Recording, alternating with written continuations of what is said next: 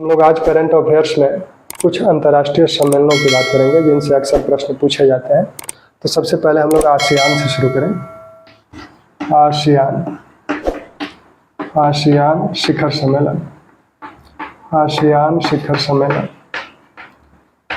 ASEAN शिखर सम्मेलन आयोजित हुआ सितंबर 2023 को। सितंबर 2023 में आसियान का शिखर सम्मेलन हुआ। आसियान है क्या? Association of South East Asian nations. ASEAN का फुल फॉर्म है association of South East Asian nations. शिखर सम्मेलन का मतलब है कि आसियान के जो सदस्य देश हैं इनके राष्ट्राध्यक्षों का जो बैठक या सम्मेलन होता है उसे हम शिखर सम्मेलन या शिखर बैठक कहते हैं। यह सम्मेलन हुआ कहाँ आसियान का? यह सम्मेलन जकार्ता में हुआ। जकार्ता में इंडोनेशिया में है। इस सम्मेलन का थीम क्या था? इस सम्मेलन का थीम था आसियान मामले। आसियान मामले। आसियान मामले विकास का केंद्र। विकास का केंद्र। विकास का केंद्र। आसियान मामले विकास का केंद्र 2023 सितंबर में जो आसियान शिखर सम्मेलन हुआ था उसका थीम था। 2024 का जो सम्मेलन होगा वो कहाँ होगा?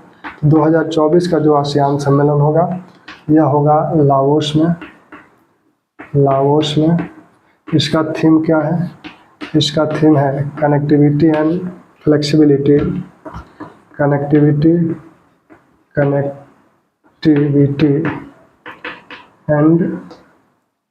Flexibility.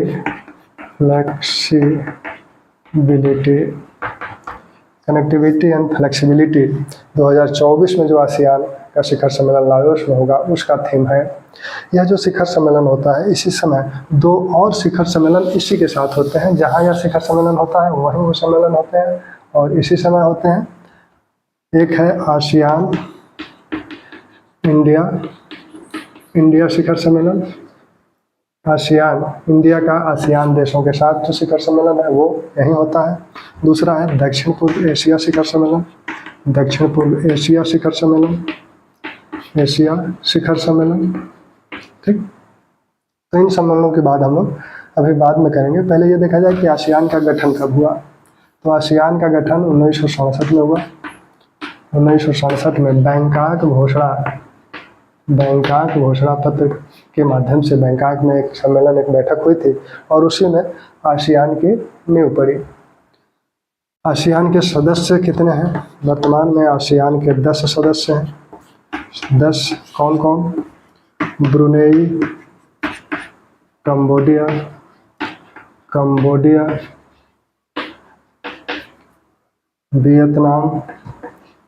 Vietnam,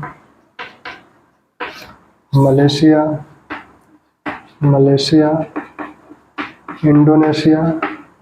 Indonesia,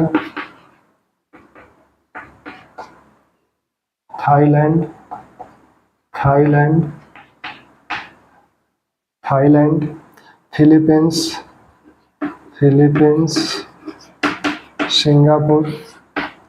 Singapore, Laos,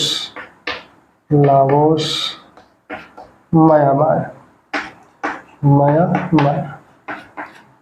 ये 10 सदस्य हैं। चूँकि भारत से आसियान के रिश्ते बहुत ही प्रगाढ़ हैं, सांस्कृतिक दृष्टिकोण से भी, सांस्कृतिक रिश्ते भी, सांस्कृतिक संबंध भी, रणनीतिक संबंध भी और व्यापारिक संबंध भी, इसलिए इन आसियान के सदस्य देशों का नाम जानना अपेक्षित है। बहुत बड़ी संख्या नहीं है, 10 ही संख्या है, तो इसको ध्यान दीजिएगा। अब जो आसियान इंडिया बैठक है, आसियान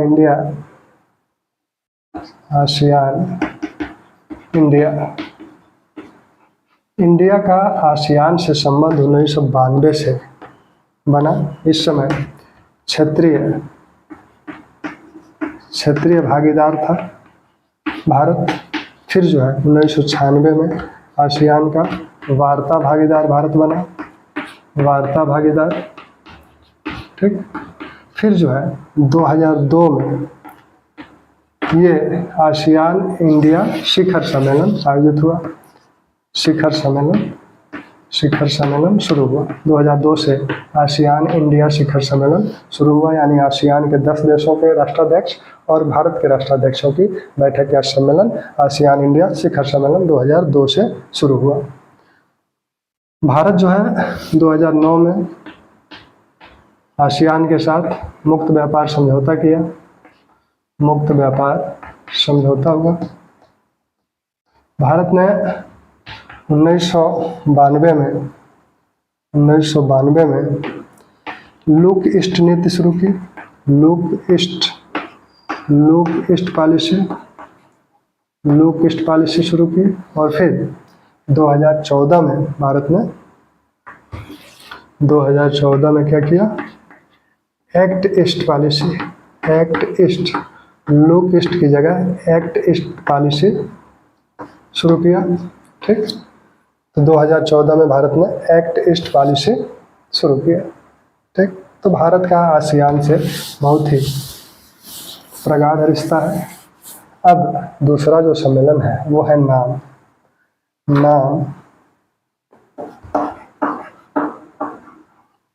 नाम शिखर सम्मेलन, नाम नॉन एलिग्ड मोमेंट, नॉन एलिग्ड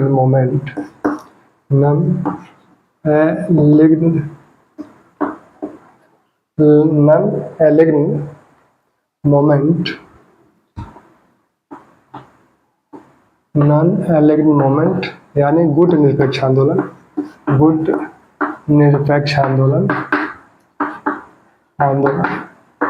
इसका जो सम्मेलन है नाम का, यह नाम शिखर सम्मेलन जनवरी 2004 में आयोजित हुआ, जनवरी 2024 में नाम शिखर सम्मेलन हुआ।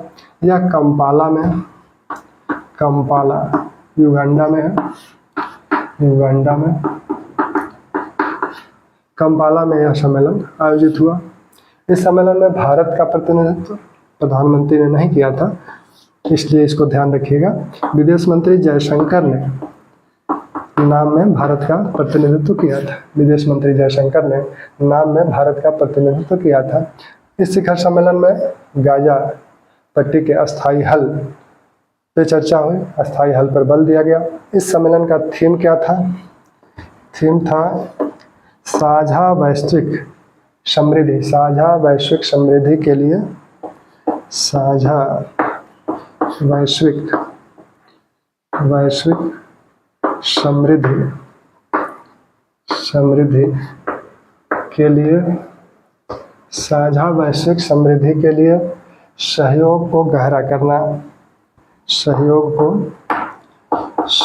को गहरा करना। ठीक, गहरा करना।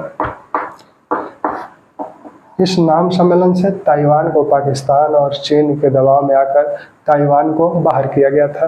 ठीक, युगांडा में यह सम्मेलन हुआ और युगांडा में ही भारत के लोगों को 1972 में, भारत के जो लोग युगांडा में कार्य करते थे, युगांडा में जिनका अपना व्यवसाय था, उन लोगों को उस समय एक वहाँ के राष्ट्रपति हुआ करते थे ईदी अमीन, उन्होंने भारतीयों को लगभग 60,000 भारतीयों को युगांडा से बाहर निकाल दिया गया था।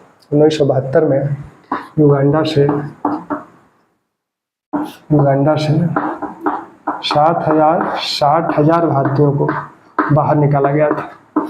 उस समय राष्ट्रपति कौन थे? उस समय राष्ट्रपति थे ईदी अमीन उस समय राष्ट्रपति थे।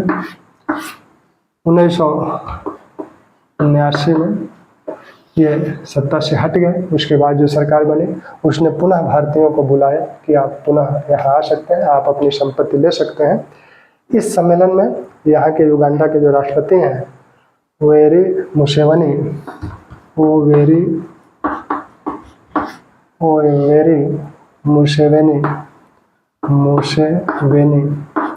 इन्होंने इस 1972 की घटना के लिए खेद व्यक्त किया है, क्षमा मांगा है भारत से, खेद व्यक्त किया है, क्षमा मांगा है भारत से। तो यह प्रश्न महत्वपूर्ण है कि ये ओवेरी मुसेवेनी कहाँ के राष्ट्रपति हैं? तो ये युगांडा के राष्ट्रपति हैं। ठीक। युगांडा के राष्ट्रपति हैं, इन्होंने किस लिए क्षमा मांगा है? 1972 में जो ईदी अमीन जब राष्ट्रपति थे तो उन्होंने भारतीयों को यहाँ से युगांडा से बाहर कर दिया था। भारतीयों की दशा यह है कि युगांडा की जनसंख्या का सिर्फ 0.1% भारतीय हैं, लेकिन जो प्रत्यक्ष कर है युगांडा में उसका 70% हिस्सा यही देते हैं। ये जो 0.1% भारतीय है। ठीक। अब हम लोग दूसरे सम्मेलन की बात करें तो दूसरा सम्मेलन है नाटो। बड़ा चर्चा में रहा नाटो। नाटो शिखर सम्मेलन, नाटो शिखर सम्मेलन यह चर्चा में क्यों है? क्योंकि यह अपना 75वां वर्षगांठ मना रहा है। नाटो अपना 75वां वर्षगांठ मना रहा है। नाटो शिखर सम्मेलन 2024 ये वाशिंगटन में हुआ, वाशिंगटन अमेरिका में यह शिखर सम्मेलन हुआ। इस सम्मेलन में यूक्रेन के प्रति समर्थन जताया गया। यूक्रेन की संप्रभुता को सुरक्षित रखने के प्रति प्रतिबद्धता नाटो के देशों ने जताया। नाटो का जो फुल फॉर्म है north Atlantic treaty organisation, north Atlantic treaty organisation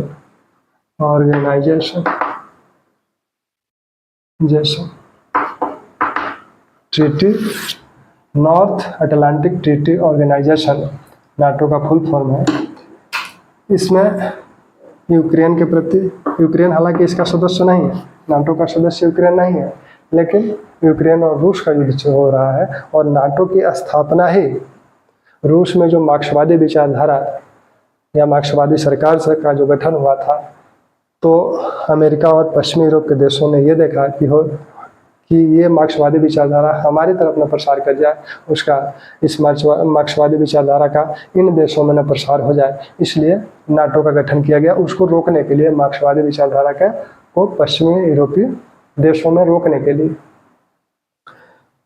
और रूस और यूक्रेन का युद्ध इस समय चल रहा है, तो अमेरिका और नाटो देश जो है यूक्रेन का समर्थन कर रहे हैं और यूक्रेन को हर तरह की सहायता उपलब्ध कराई जा रही है। ठीक। दूसरा बात कि नाटो का गठन कब हुआ? नाटो का गठन 1949 में हुआ था। वही उद्देश्य क्या था कि मार्क्सवादी विचारधारा को पश्चिमी यूरोपियन देशों में न फैलने दिया जाए, उसको रोकने के लिए इसका गठन किया गया था। इसका मुख्यालय कहाँ है? नाटो का मुख्यालय है ब्रुसेल्स। ब्रुसेल्स कहाँ है? बेल्जियम में है। ब्रुसेल्स बेल्जियम में है। ठीक। अब हम लोग एक WHO ने एक असेंबली की थी जिसका नाम है world health assembly. World health assembly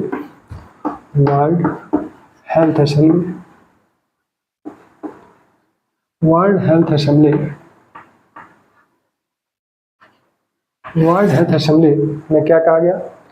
world health assembly का ऑर्गेनाइज किसने किया था? WHO ने। WHO का मुख्यालय जेनेवा में है, स्विट्जरलैंड के जेनेवा में WHO का मुख्यालय है। इसी मुख्यालय पर यह असेंबली की गई थी। यह 76वीं असेंबली थी, WHO की 76वीं असेंबली थी। इसका थीम क्या था? इसका थीम था WHO at 75 saving lives and driving health for all.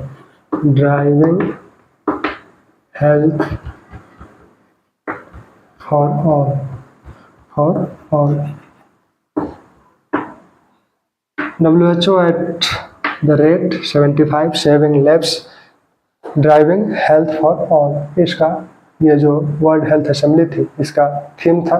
इसमें क्या कहा गया, क्या क्या इसमें बातें हुई? तो इसमें बात हुई कि जो स्थानीय लोगों के स्वास्थ्य के लिए एक वैश्विक कार्य योजना का मसौदा तैयार किया जाए। एक बात ये तय हुई कि स्थानीय लोगों के स्वास्थ्य के लिए वैश्विक कार्य योजना विकसित करने, स्वास्थ्य के लिए वैश्विक कार्य योजना विकसित करने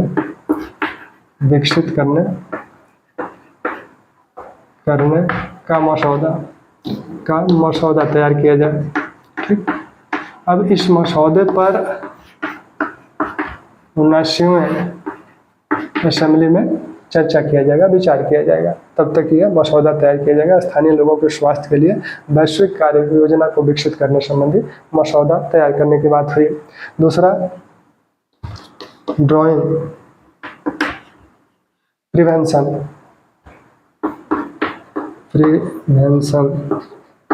यानी ड्राइंग को रोकने के लिए। ड्राइंग क्या है? डूबने से जो मृत्यु होती है, उन मृत्युओं को रोकने के लिए एक वैश्विक गठबंधन बनाया गया। प्रिवेंशन के लिए वैश्विक गठबंधन पर सहमति बनी। और इस गठबंधन करेगा क्या? 2029 तक इसको रोकेगा। ड्राइंग को 2029 तक यह वैश्विक गठबंधन रोकेगा। यानी डूबने से जो मौतें होती हैं, बाढ़ में डूबने से या प्राकृतिक आपदाओं में डूबने से जो मौतें होती हैं, उसको रोकना इसका मकसद है। 2029 तक ये लक्ष्य निर्धारित किया गया है कि इसको रोक लिया जाए। ठीक, फिर क्या कहा गया इसमें? फिर कहा गया कि ट्रिपल बिलियन लक्ष्य, WHO का ट्रिपल बिलियन लक्ष्य है, 2023 में उसे पूरा करना था। तो ट्रिपल बिलियन लक्ष्य क्या था? ट्रिपल बिलियन लक्ष्य जो है यह है 3 अरब लोगों तक स्वास्थ्य सुविधाएं पहुंचाने संबंधी लक्ष्य था। विश्व की जनसंख्या लगभग 7 अरब है, उसमें से 3 अरब लोगों को स्वास्थ्य सुविधाएं पहुंचा दी जाए। आपातकाल में भी उनको स्वास्थ्य सुविधाएं पहुंचाई जाए और उनके स्वास्थ्य और खुशहाली को सुनिश्चित किया जाए। यह ट्रिपल बिलियन लक्ष्य है। अब हम लोग इस world sustainable development summit, world sustainable development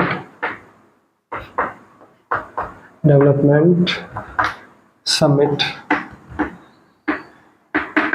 world development summit, इसका आयोजन कहाँ हुआ? वर्ल्ड डेवलपमेंट समिट का आयोजन न्यू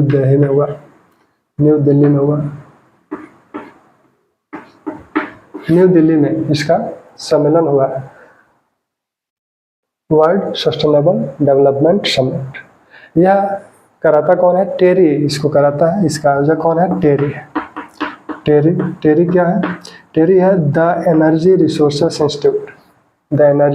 रिसोर्सेस इंस्टीट्यूट। और टेरी को जो है, यही टेरी इसको कराता है। वर्ल्ड सस्टेनेबल डेवलपमेंट को टेरी कराता है और इसका आयोजन करता है टेरी। यह नई दिल्ली में आयोजित हुआ। 2024 वाला जो सम्मेलन है, 2024 फरवरी 2024 में आयोजित हुआ, नई दिल्ली में आयोजित हुआ। इसको उपराष्ट्रपति ने इसका उद्घाटन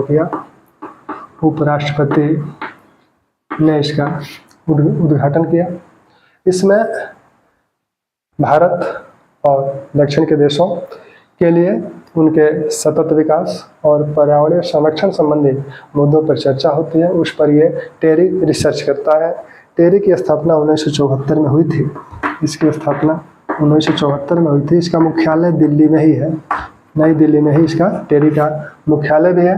ठीक, इसका थीम क्या है? इसका थीम था सतत विकास और जलवायु न्याय के लिए नेतृत्व। सतत विकास और जलवायु न्याय के लिए, सतत विकास और जलवायु न्याय के लिए नेतृत्व। सतत विकास और जलवायु न्याय के लिए नेतृत्व इसका थीम था। ठीक, यह जो है वसुंधरा नाम से एक पत्रिका भी प्रसारित करता है, वसुंधरा नाम से एक पत्रिका भी प्रसारित करता है। और इस वर्ष इस पत्रिका का जो मुख्य पेज था उस पर क्या था कि इक्वल क्लाइमेट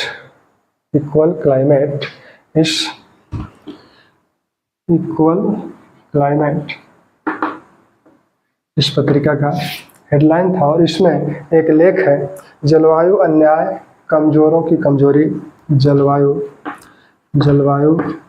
अन्याय कमजोरों की कमजोरी।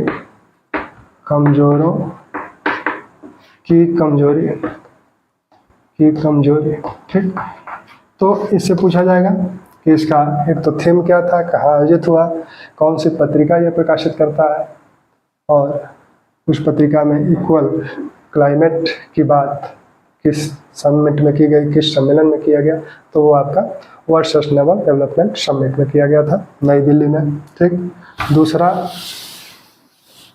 एक सम्मेलन हुआ है अभी कुछ दिन पहले, उस सम्मेलन का नाम है विश्व सरकार सम्मेलन।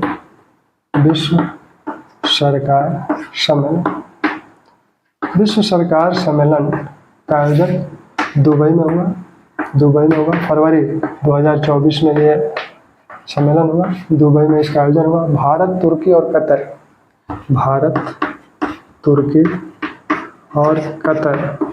कतर को इस सम्मेलन में सम्मानित अतिथि के रूप में आमंत्रित किया गया था। 2018 में भी भारत को सम्मानित अतिथि के रूप में आमंत्रित किया गया था। इसमें भाग लिया माननीय प्रधानमंत्री ने।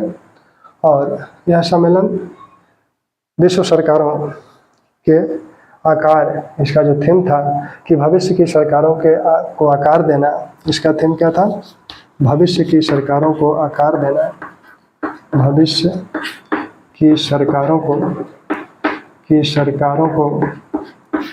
आकार देना। ठीक, इसका थीम था भविष्य की सरकारों को आकार देना। माननीय प्रधानमंत्री ने इस सम्मेलन में जो भाषण दिया, उस भाषण का जो केंद्रीय विषय था वो था न्यूनतम सरकार अधिकतम शासन। न्यूनतम सरकार अधिकतम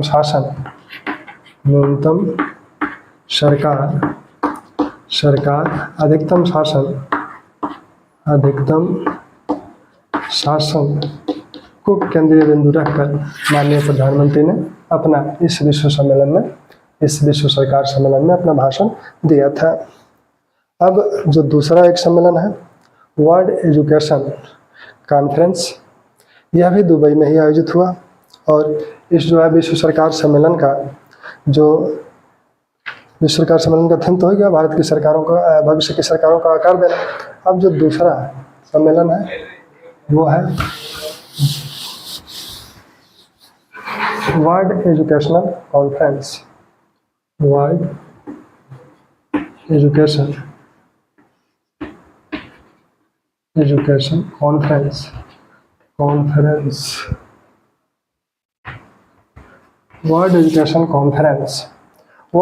कॉन्फ्रेंस का आयोजन भी दुबई में हुआ। दुबई में इसका आयोजन हुआ था।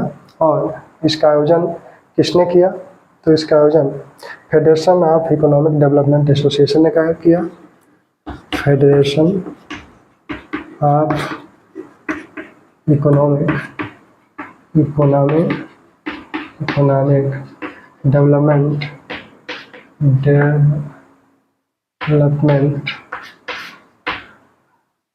Federation of economic development association ने इसका आयोजन किया है। दुबई में इसका आयोजन हुआ। और इसमें कहा किया गया कि एक काम इसमें भारत के लिए किया गया, tail leaders forum of India का गठन इसमें हुआ। Tail leaders forum of India का इसमें गठन हुआ। इसके जो प्रमुख बनाए गए वो हैं engineer Syed Mohammad, engineer Syed Mohammad, Syed Mohammad, engineer Syed Mohammad इसके प्रमुख बनाए गए। 10 लीडर्स फोरम ऑफ इंडिया, यह जो है अभियंताओं इंजीनियरों के लिए कार्य करता है, उनके कौशल को बढ़ाने के संदर्भ में ये कार्य करता है। इसके जो है यह आयोजन दुबई में कहाँ हुआ था? हमदान बिन मोहम्मद स्मार्ट यूनिवर्सिटी, हमदान बिन मोहम्मद स्मार्ट यूनिवर्सिटी हमदान बिन मोहम्मद स्मार्ट यूनिवर्सिटी में इसका आयोजन हुआ था। तो ये कुछ सम्मेलन थे, महत्वपूर्ण सम्मेलन। और जो आगे कुछ सम्मेलन होंगे, अगर दिसंबर में जो एग्ज़ाम्स हैं उसके लिए कुछ और सम्मेलन सभी 2 महीने में होंगे, उसको भी हम लोग कराएंगे। G7 का सम्मेलन हमने करा लिया है, G20 भी अलग से कराया जाएगा क्योंकि एक बड़ा सम्मेलन है और उसमें ढेर सारे निर्णय लिए गए हैं, तो उसको हम लोग अलग से करेंगे।